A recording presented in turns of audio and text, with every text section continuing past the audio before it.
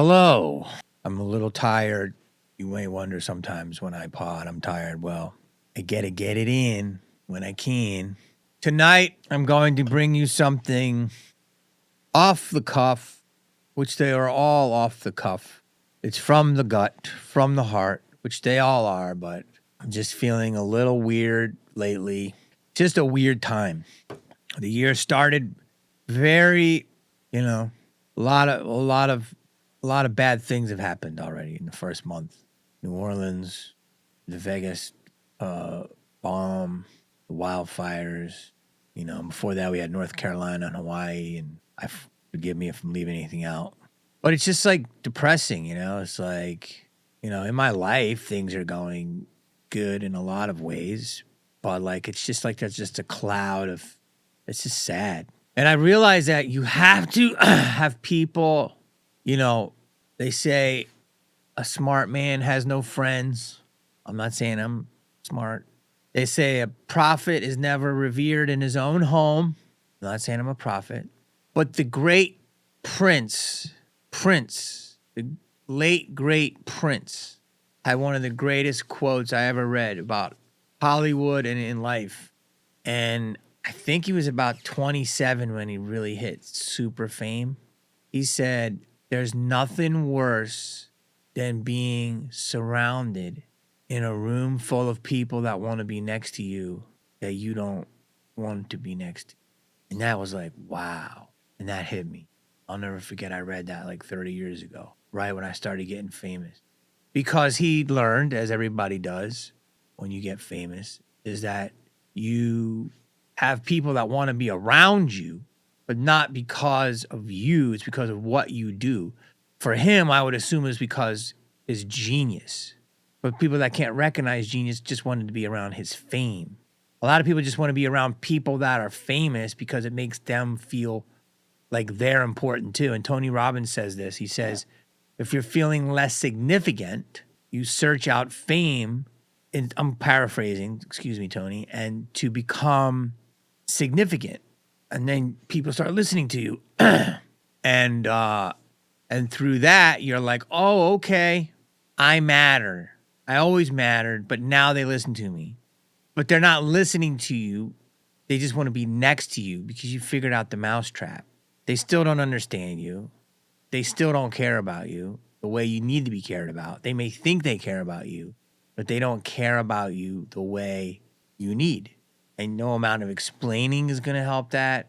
No amount of coercing or talking. You can't buy them, because if you buy them, it's just going to build up a resentment. You can't do favors for them, because you do favors for them, they're just going to use you till you're dry. You can't inspire them because you can only try to, but at the end of the day, they have to decide to do something for themselves. And at the end of the day, I find that a lot of people are a big energy suck. They are a big energy suck because what do they bring to your table? And it doesn't matter how famous you are, how rich you are, this existence as human beings has to be a back and forth. I dare say transactional, which a lot of people will take the wrong way, but the elevated people will understand it doesn't mean monetary. A lot of the times it doesn't. It means transactional. I give you this. If I give you a meal once a week, I may not be looking for money. I may be looking for a laugh or a friendly shoulder or an ear to listen, or someone that's like, oh, it gets you, or whatever. That's life. It's never going to change. I don't care how rich and famous you are, how poor you are. Everybody needs something from somebody. No relationship meaning person to person, worker, sister, brother, friend, girlfriend, lover, whatever. None of that cannot be completely existing without a give and take. And then there's a lot of them that are one-sided. And factors weigh in, and you have to break it down. But this happened to me when I was, when I first got fame. Wes Craven, I'm so lucky to have him so early in my life. Like, he was a Sherpa. I didn't really see him much after the third scream, but, for like 4 years, he was a Sherpa guide for me. and for a lot of people. And, when Scream really started blowing up, and I think it was probably Scream 2 more because I was getting more famous off of that one. The introductory Scream, but Scream 2 really put me out there a lot more. And I was getting calls from so many people, and some I really appreciated, and others. Remember, we didn't have text, phones, email, none of that. I had none of that. We had a phone. We had no texting, none of it. We had answering machines, and I got a ton of calls, and you really couldn't put your phone on silent. So I had that thing that lights up, and my phone was just lighting up. I did put on silent. I had to light up. And that answering machine would just go click, click, and just collect messages. I have a lot of them. And people were calling me, and there were people that were rude to me, calling me, acting like we were buddies. There were family members, all of the cliches, acting like everything was normal. There were people that I didn't talk to in a while that were nice. There were people that blew me off but didn't understand that they blew me off. And even when I was doing so well and really my career was taking off, my I'm not going to say my mental state, but my emotional state. My mental's always good. I get crazy, but it's not because of my mind. It's because of my emotion. And I was just pissed off a lot and really hurt, because that's what anger is, the top layer of sadness. That anger is where you start. And then if you get down, you're like, as it goes to your core. That's what they say, and it makes sense. And I just started feeling used, and people just. I was still living in my apartment, but I was starting to make money, and I knew my life was changing right in front of my eyes, and they knew it. I still had one room I lived in. As I'm in a movie on movie screens, I was living in a tiny little room because I gave up everything to pursue the dream. And so one day I got a call from Wes, and he was inviting me for dinner, some kind of thing, or maybe that or an event. And he said, "You all right?" And I was like, "Yeah, no, I'm just bummed out, And he's like, "Why?" It was on a phone call, and I was sitting there, and I put him on speaker, and it was just me, but I just wanted to listen and echo in my little room. And I'm like, because I just feel that people they don't want to talk to me for me. I see their motive so clearly. It's oozing off of them. Now, some people try to be slick, which is dumb. You can never be slicker than a broke actor, comedian, whatever. Someone who's made a mark in Hollywood legitimately, still going up the correct way. You're not going to be able to be slick because there's just too many potholes that they've already navigated, so they know every trick. And so, but there's other people that don't realize they're trying to be slick, and they're just desperate. And I actually take pity on them. I don't get as mad at them. And he said, "Well, why?" And I said, "Because, I just feel like people just don't care. They want something from me, but they don't really care about me. They care about just saying they're hanging out with me." And I said, they wouldn't do that if I was a plumber. And Wes goes, "Because what you do," he said, "is you're not a plumber." He said, "A plumber is a very noble job, but you're doing something that is the equivalent of going to the moon."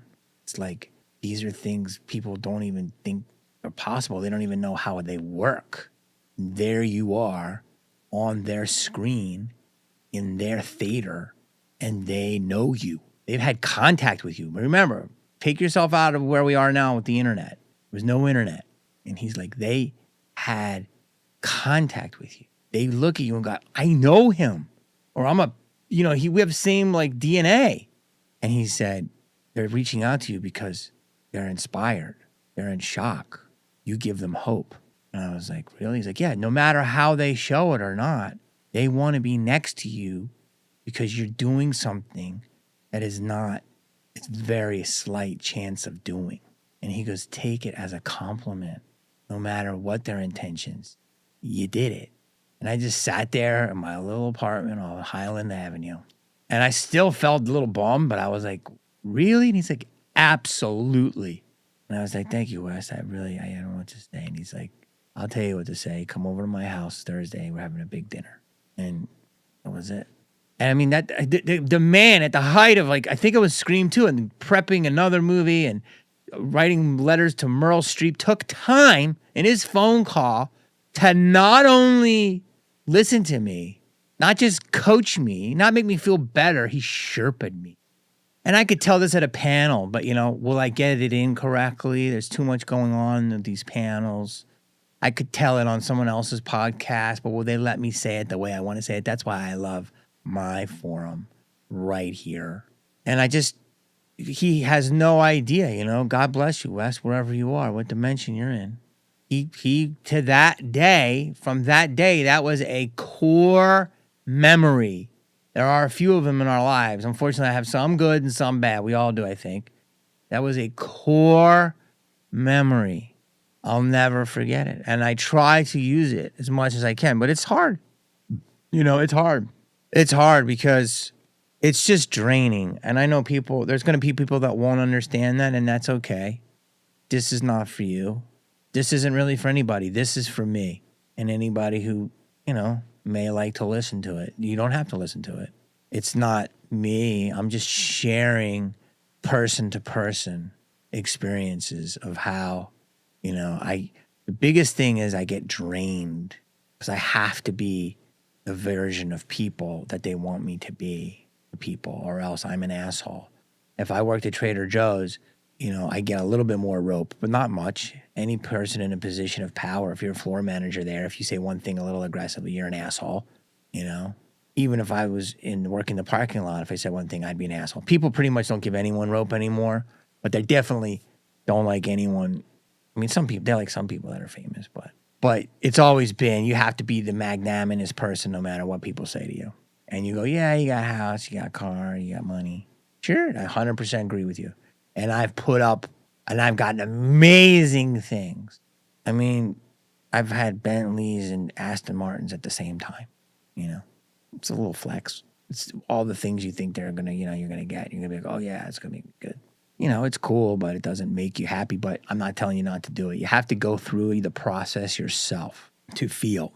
And that doesn't just mean fame. It means significance, You can rise very high in your job and make a lot of money and get a lot of attention for it. So it's any amount of significance, because when people want something from you. And the thing is that it's just draining. And I'm bringing it up because it's just like the universe, I hate to say it, but this matrix, whatever we're in, constantly throws these lessons at me, or constantly throw these examples, and they're not even lessons. They're just like, this is really fucking with me. This fucking kid that's running this whole system from his fucking space bedroom or wherever he is fucking with me as a sim. I'm one of his sims, and they fuck with me. And you go, what do you mean? And because they just put things in my fucking grill that are constantly, I'm like, this whole day is the same lesson. And it's just like, you got, and my whole lesson is this last couple weeks has been, is surround yourself, be around in your life with people that really support you in who your essence is. Not financially. I mean, if you need it, I guess, but not support. For me, you need to support my soul. You have to understand my soul. We need to be seen. And I think everyone does. It's just a matter of you can admit that or not. We need to feel heard, feel seen, feel like we matter. Like, oh my God, your opinion matters. Oh my God, that's interesting. Oh my God.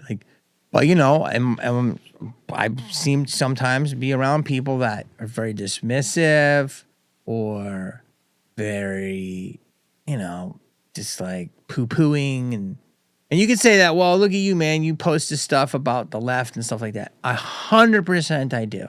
So that doesn't look good. But what I'm doing is, A, I'm doing a heightened version of that. And B, I'm just being a petty bitch back to people that are super petty bitches, which I wouldn't be if they didn't say they were petty bitches. That's all. I'm just being a petty bitch to people that are petty bitches that are sanctimonious and say, we're not petty bitches. You are a bad person. Like I did this pod with Harlan, And we talked, this whole clip went viral about me and him saying, did you lose friends because of your opinions? And he goes, yeah, and I'm here for, I don't care. I have the freedom of my opinion. And then all these comments came in for us like, well, because we don't want to be friends with Nazis or something like, what the fuck? So that's insane. That's just insane. Like, to say that about somebody like me and him, or I won't even bring him into it, but he was, because that clip is a great example of like not even going, well, what are you about? Okay, I know I don't like, this person that you guys may have supported in the media, but what are you about? Like, there's no listening to bullet pointed nuance, and that's why the country is completely separated, because, and it's really simple, it's the difference between an open mind and a closed mind. That's what it is. And I don't know why people are so closed-minded. The worst is when they're closed-minded and don't think they're closed-minded. I mean, I have different situations because of social pressures or family members, a staunch belief in a whole system that just there started to be cracks, the whole thing will crumble and you question your whole identity. I get that.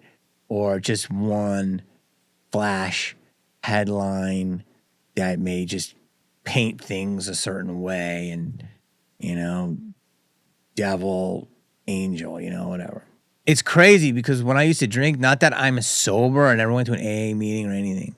I stopped drinking because I was like fucking getting heavy and I started feeling like bleh. But if I would feel this way when I was drinking, boy, you would see me sometimes, I just start crying. You get mad and you just cry and you feel sad for like 2 days. You go out and you try to make, and then you like apologize. I'm sorry, man. And now I just get in my van. I leave whatever situation makes me feel a certain way. And I just drive and I contemplate it and I say, okay, what's the real truth here? And the reason I'm talking about it is because I'm getting all these people and these DMs and Wiccans and spirit guides and psychologists and all this stuff going. For some reason, there's a group of people. There's a lot of people in my life, not a lot, but there's a good amount of people in my life that completely want to suck my energy dry, and sometimes they not realize they're doing it, and because their needs need to be met so much, which sometimes it's not even their fault. They're not even aware, and I've, enabled them to feel that they can do that, which is something I have to work on putting up a wall. But the other thing is that all these other people are like, this is your year. Like, you are like, they're like, we looked at your chart, we looked at your signs, we looked at this. And like, so many people are telling me, at least like 8 people have said from all walks of life are like, I'm telling you, you're going to have a glorious year. There's going to be like a phoenix rising in all aspects of your life.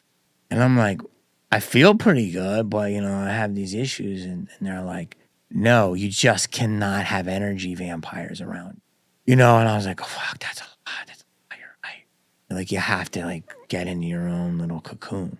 And so that's why I haven't been doing any shows. I can't really tell people, hey, I'm not doing shows like that now. They're like, what? I have to tell people I'm out of town, but I just don't feel like doing shows. I don't want to get the energy sucked out of me from the audience. I don't want to sit and talk to people, have, just face value conversations. I don't want to just bullshit.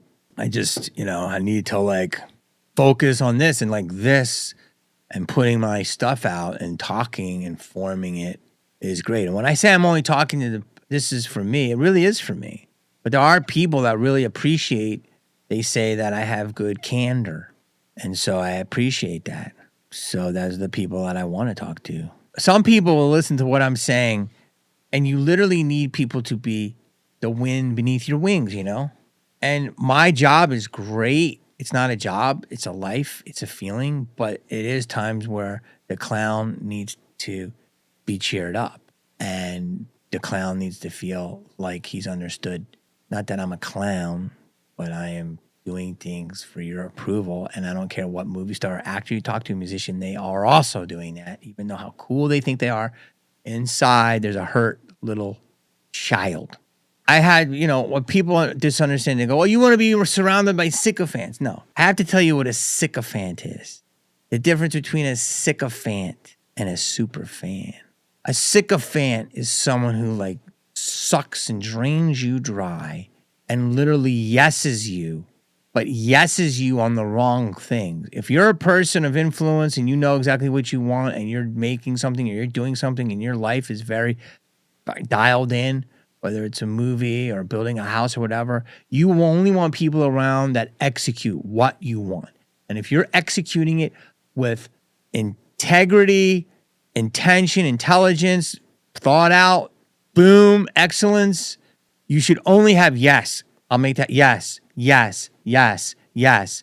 That's one of my issues in life. I've had people that told me no, and I had to try to convince them to get me a yes, and I just needed to move on. And that's why I've learned now I need to always get the correct person saying that yes. We all need that. How can I help you? What can I do? What a sycophant is not that. A sycophant is going like, if someone's like, hey, was I rude to that waitress? And they're like, fuck her. And you're like, oh, you're so awesome. And then you buy their meal. Hey, did I get drunk and say something rude to that person? No, fuck them. And you pay for their bill on vacation. It's people that, you're like, hey, should I not be slamming heroin 3 times a day? And they're like, no, it's healthy. And then they're like, you're getting $2,000 a day from you because you're giving them money to like help you. And really only $200 a day. You understand? So it's like they're enabling your bad behavior for their ill-gotten gains. Let's put this out there. Keep it, save it. That's what a sycophant is. That is my definition. And I challenge anyone. But you have to be a credited person that is worthy and have had sycophants to, if you don't agree with that. A sycophant is someone who enables bad behavior for their own ill-gotten gains. A super fan is someone, and before that, you also don't want somebody, and people say, well, you want a fucking yes man. Yes, I want somebody who's in step with me. A yes man is a trample. That's different. And people are like, well, I got to stick up to you. Well, not if I'm not being an asshole. If I'm being smart and I'm being correct and I'm being well thought out and I'm being chill, why can't you just go, yeah, okay, I can do that. Why? Oh, I can't. That's their issue. That's their drama that they're putting on you. And society is like that. But society also has its own trauma. A super fan, and that sounds bad, but just take what it is that as someone who really is a super fan of your essence and they really enjoy you, you give them a feeling of good. They don't need anything from you. They don't want anything from you. But if you offer them something and they're healthy, they'll take it. And then other times they'll, take you out or something. You know what I'm saying? My buddy went out to dinner one time and Al Pacino and a few people, and before Al could grab it, he paid the bill. And Al was just so appreciative. And he's like, you didn't have to do that. He's like, I know, but why not? Why should you pay? And, of course, my buddy, Al ended up liking him because just people expect Al Pacino to pick up the bill. And he's so used to it, he just fucking grabbed the card. And it's, it's those little things that are beautiful. I have to tell you this story. I go to this event tonight. I really want to have this woman on my pod. I don't know if I can tell this story. But I go to this event, and this woman has a pod, and I'm taking pictures at this event. And I said, oh, so-and-so, I'm not trying to say names, you should come in, and since you're in this thing. He was part of the event. And I was taking them with other people, and they wanted it. And she was like, oh, okay. And she got it. And she has a pod about the paranormal. And she wanted, we were talking about it, and I told my buddy, because this was a paranormal project, and I said, oh, this is paranormal. I go, you know that I was doing a paranormal thing with my other buddy, but it was his project, and I just guessed it on it. I'm not trying to name names. And he was like, really? Because he doesn't know everything I do. I'm like, yeah, we did that. And I'm like, and the other thing you're doing, we kind of did that, but they're doing their own version without really knowing. And this person was like, oh, yeah, I know about that. And I was like, yeah. And he's like, well, she talks about the paranormal. You should link up. And I was like, oh, yeah, you should have blah, blah on your pod. And my other buddy's like, she's done a lot of EPs. And I'm like, yeah. And I go, I bet that the person would do your pod. And she's like, yeah, that'd be awesome, Woody. She literally said, Do you think he would? He wouldn't do it like that, right? I really want to name the fucking names. If this person has any stones, they will come on my pod and let the audience see what happened. And this person, she goes, he wouldn't do it. She then goes and talks to someone else. I go, well, and I was leaving. I was talking to someone else, and I go, hey, let me know. I'll talk to him for you, and I'll be on your pod. She goes, well, can you talk about the paranormal for like an hour? Like, do you have like stories and stuff? And I go, probably not. I can probably only talk for like 8 minutes. And she's like, yeah, see, that's a problem. I need like an hour of like paranormal talk. So then I end up talking to my other buddy's sister, and I go, that was weird. She goes, yeah, that's bizarre. I go, she's dead to me. She goes, I understand. And I go, am I crazy? She goes, no, that was weird. And then my buddy's over there going, and I go, and I look at my buddy, and I go, and he goes, he was on a show called The Ghost Whisperer. And this person goes, that was fake. I need real story. That was fake. And then I'm like, okay, it was fake. I'm a faker. And then I'm like, it was based off of real things. And there was like, every story was inspired by realness. Plus, I don't know, maybe some of the horror movies I've been in. And then also I did Discovery Channel show with somebody and was literally hunted for ghosts. Like, my buddy, she's like, but that's fake. I don't want fake. I want real. And I look at my buddy, he goes, shit. And I go, dude, I don't need it. And it's just an example of I was doing a good deed. So, of course, and I asked, what's the name of it? He told me, and I looked it up. And listen, I need help in my views, but I'm doing pretty good. There's no good deed goes unpunished. I literally was like just throwing it out there. I wanted to get out of this situation because I was tired. I have so much to do. And then I was like, then I just got dissed. And you don't understand is I gave this person a job before. Now, I shouldn't talk about it because I don't want to give it power, but the whole reason I'm telling you this is because the whole 2 weeks and today and like yesterday and the day before, I'm literally being reinforced by different people within my life that devalue me in different aspects of it, that devalue me. And there I am right there, a person I haven't seen forever. Hey, I don't want fake. I mean, just literally, even the fiction I've done, I could tell you stories that are based on reality, but just alone, the amount of, just being from Pennsylvania, that crazy home, just being from Pennsylvania is enough to tell you crazy shit. And I'm walking out, and I'm like, I couldn't take the elevator fast enough. I'm like, we're in a fucking matrix. Like, this is just bang, bang, bang. Learn your lesson, dude. So that's why I ran here and came to talk to you guys. So I just want to react to a couple of these little things that go with this. This is, my algorithm keeps feeding me these things, and I don't even click on them, but I'm like realizing this is part of this thing of like, the otherworldly beings are telling me this, but this is like what I'm getting. Gemini are natural psychologists. They spend a lot of their time analyzing their own and others' behaviors. They don't miss anything and pick up on subtle clues. They're excellent at deciphering meanings behind others' body language. Gemini have a lot of common sense. They are very fulfilled when helping others.